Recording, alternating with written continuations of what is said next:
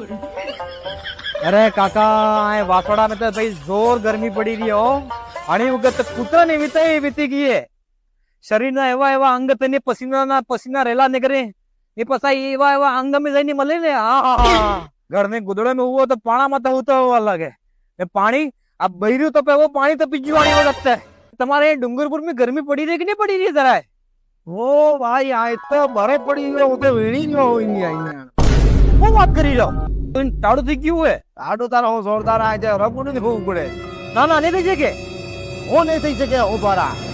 एक वाली गर्मी में लोग मरी जाए हो डूंगरपुर कोई